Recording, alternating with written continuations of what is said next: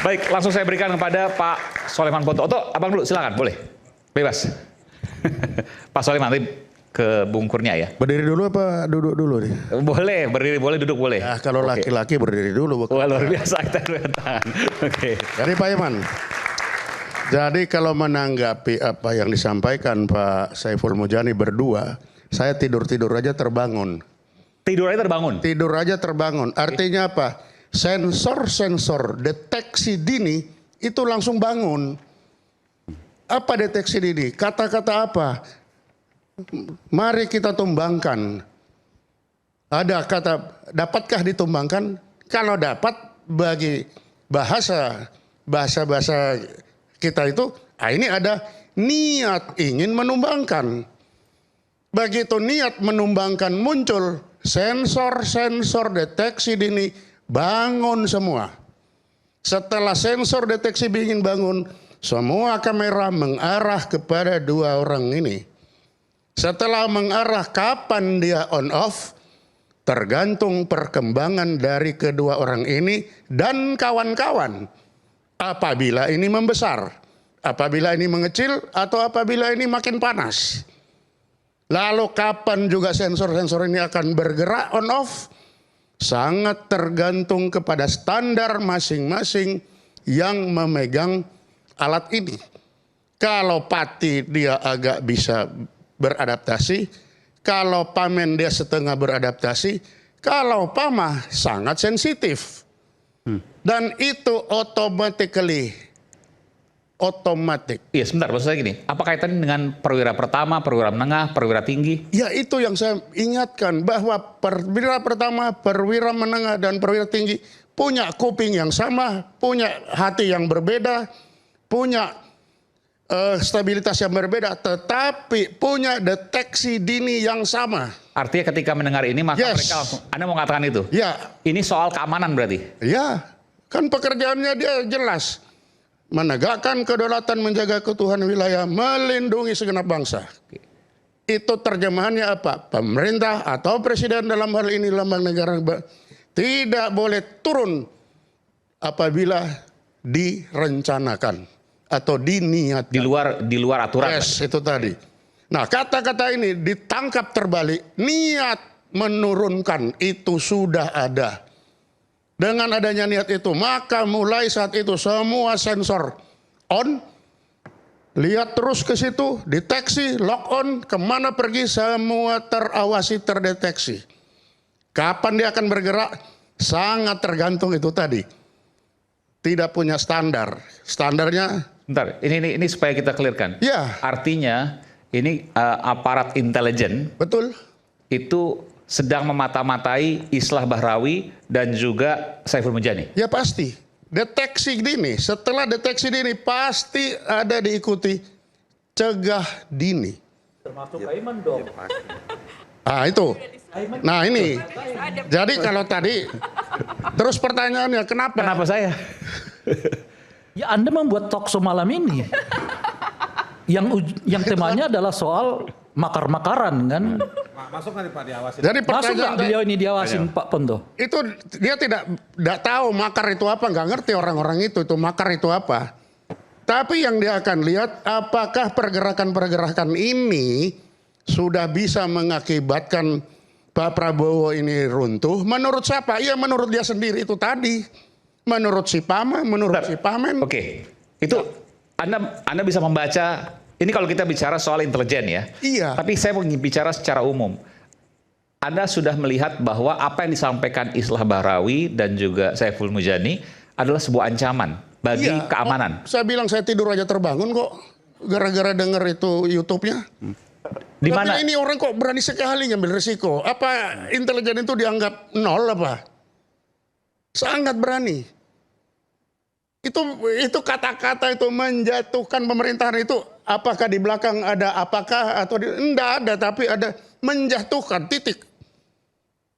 Itu sudah bangun semua bilang saya tidur aja terbangun. Wah ini kok berani amat ini orangnya.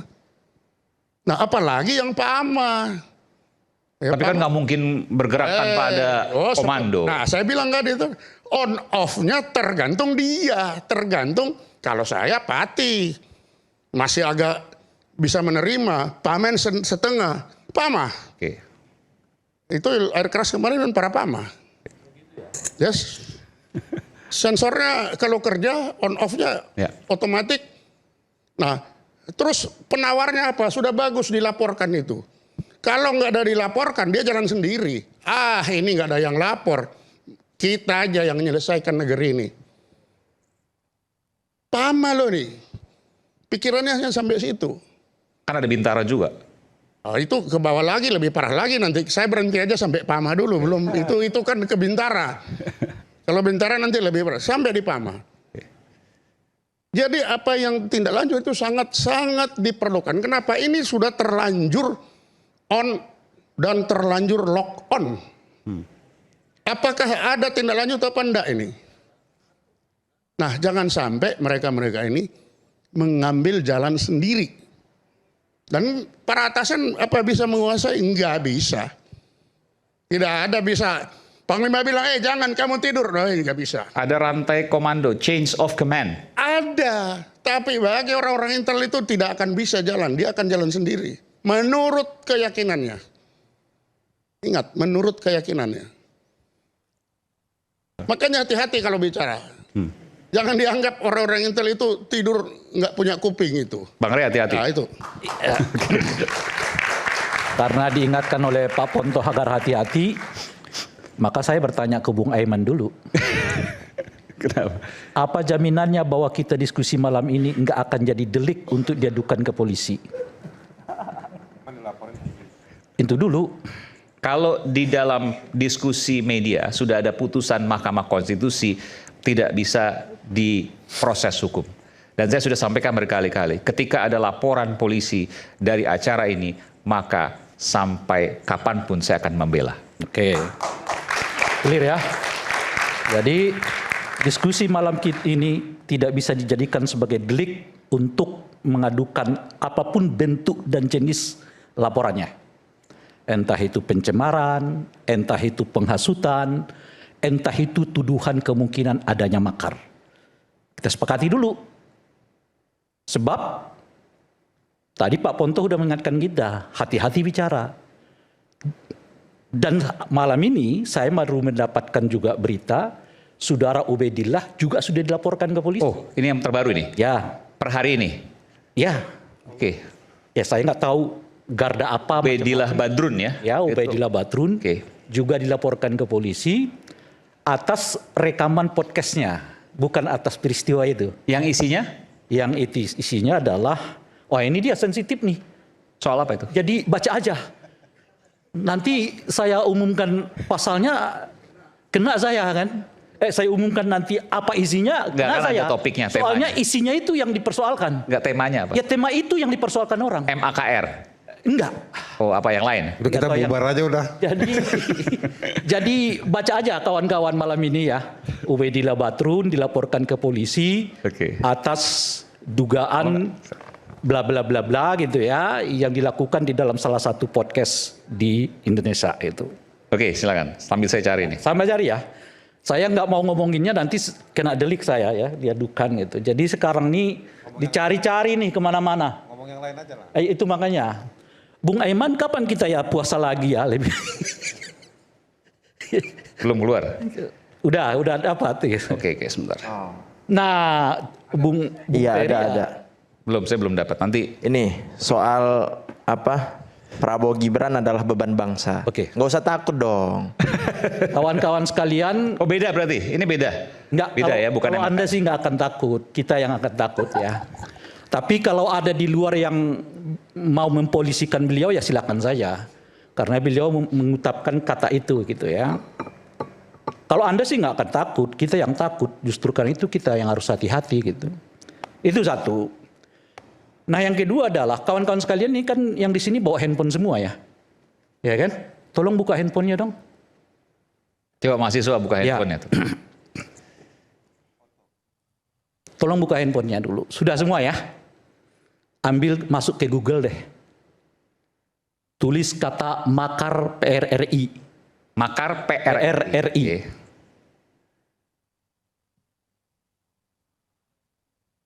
Ada nggak di situ? Apa yang mau sampaikan dari situ? Ya, biar mereka baca, kan nggak perlu saya sampaikan. Tinggal semua bisa baca itu. Ya, nanti saya baca delik lagi. Udah baca semua? Ya, baca yang di depannya aja, yang mungkin ininya nggak terlalu, artinya nggak perlu dibaca satu-satu gitu. Makar PRRI. Ya, pemirsa di TV juga ya, itu mungkin perlu untuk melihatnya kembali ya. Oke, silakan. Ini waktunya jalan terus. Oh, iya, makanya sudah dibaca kan? Sudah tahu apa isinya kan? Pertama, secara garis umum, kita pernah mengalami dan menggunakan pasal yang disebut dengan makar. Pada peristiwa apa? Pada peristiwa tahun 1958 ya, benar ya? 58, karena ada sebagian warga negara kita yang satu, mendirikan pemerintahan tandingan. Benar ya Pak Gayus ya? Gitu ya. Yang kedua, menyusun struktur ya pemerintahan. Yang ketiga, bahkan pada tingkat tertentu menggunakan senjata. Benar nggak Pak Gayus? Benar nggak Pak Gayus? Benar. Dua. Hah? Dengan senjata dan dengan ujaran. Ya, senjata dan ujaran. Pak 104 Oke. itu menyebutkan dengan kekerasan. Bukan, Tindakan. tidak peristiwanya dulu. Ya. Benar nggak PRRI menggunakan senjata? Oh, PRRI dan Permesta maksudnya Ya. satu Iya, bukan pasalnya. Benar nggak peristiwanya bahwa mereka menggunakan senjata? Saya bertanya ke Pak Gayus. ya betul. Betul ya? Betul. Jadi ada 3 varian tuh. Ya, membentuk struktur, menyatakan tidak patuh dan setia kepada pemerintah pusat, dan yang ketiga menggunakan senjata untuk mencapai tujuan. Tolong tulis lagi kawan-kawan sekalian, struktur PRRI. Coba Anda lihat.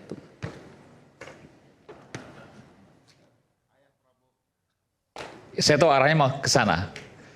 Arahnya ini sebenarnya pengen ke arahnya bapaknya seorang Prabowo Subianto. Gitu aja ngomongnya, nggak usah takut dong. Kan tadi udah dijamin sama Aiman. Masa takut? Sudah? Sudah? Aku memang takut deh bicara malam ini. Ngeri-ngeri sedip juga ini. Apalagi udah diingatkan oleh Pak Ponto. Mestinya saya ngomong tadi sebelum Pak Ponto kali ya. Ya, ada Perdana Menteri, ada Wakil Perdana Menteri, ada Menteri Dalam Negeri, Menteri Luar Negeri, Menteri Pertahanan dan Menteri Kehakiman, Menteri Kesehatan, Menteri Perburuhan, ya, Menteri Keuangan, macam-macam dan sebagainya itu. Nah, nama-namanya tinggal Anda scroll lagi. Oke, apa yang Anda mau sampaikan sini, Bung Rey? Satu adalah kita memang pernah menggunakan pasal makar pada sesuatu yang memang rasa-rasanya tidak ada perdebatan yang cukup sengit untuk mengatakan bahwa itu adalah makar. Pertama, ia menggunakan senjata, tadi betul ya Pak ya. Yang kedua adalah ia membentuk pemerintahan sendiri. Dan yang ketiga adalah tidak percaya kepada pemerintahan pusat. Dan dia membentuk cabang-cabang di beberapa tempat. Jadi kalau itu disebut makar, mungkin yes. Kalau ya, saya bukan ahli sejarah dan juga bukan ahli hukum. Tiba-tiba 58 ke 2026, 70 tahun berikut ya artinya itu ya. Kan sebelumnya ada jelang di 2017 ada yang Nanti ditangkap kita akan ke makar. sana. Waktu 212 jelang Oke, itu. kalau begitu saya masuk ke situ. Oke. Makanya saya bilang kira-kira 70 tahun lah. Ya 65 tahun lah setelahnya. Ada juga tuduhan makar. Peristiwanya di salah satu rumah calon presiden di mana saat itu diserukan people power oleh Egy Sujana. Tahun 2019. Berdasarkan karena seruan people power itulah Saudara Egy Sujana dilaporkan, dan seingat saya Pak Gayus, beliau sudah ditetapkan sebagai tersangka. Seingat saya. Dan kalau dibaca lagi di dalam laporan-laporan itu, ada calon presiden yang sempat menjenguknya ke tahanan. gitu. Dan calon presiden itu persis di 2024 jadi presiden. Menjenguk saudara Egy Sujana di tahanan.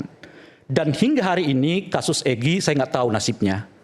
Apakah sudah diproses hukum, apakah sudah masuk ke pengadilan atau bagaimana saya nggak tahu. Ya, atau sudah dihentikan kita nggak tahu. Saya baca-baca lagi pendapat dari tokoh-tokoh saat itu di 2019 mengomentari soal ketersangkaan Egy Sujana sebagai pelaku makar. Fahri Hamzah mengatakan jauh dari apa yang disebut dengan apa namanya makar.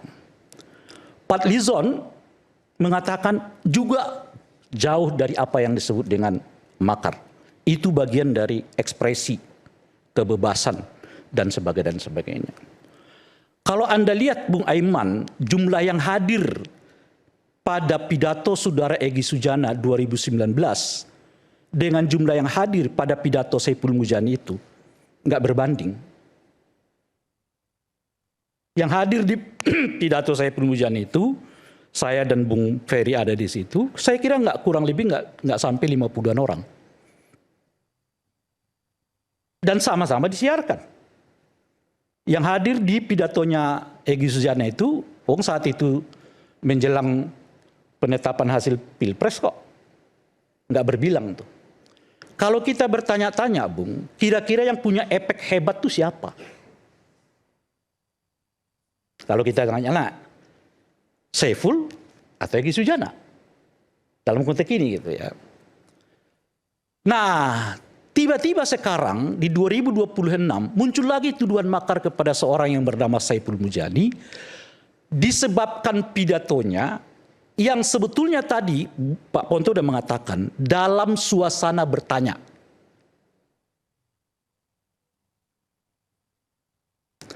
Kalau kita merujuk ke tahun 58, 2019, ayo dengan akal yang sehat, mari kita banding-bandingkan.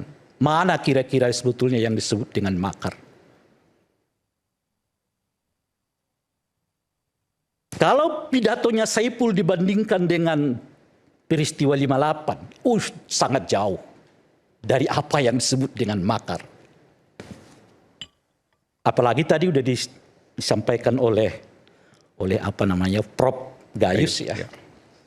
Saya kira sangat setelah Profesor Gayus menyampaikan itu, saya sudah berpikir ya sudah selesailah kasus ini. Apalagi gitu. Kenapa? Karena harus ada alat ukur, impact-nya apa.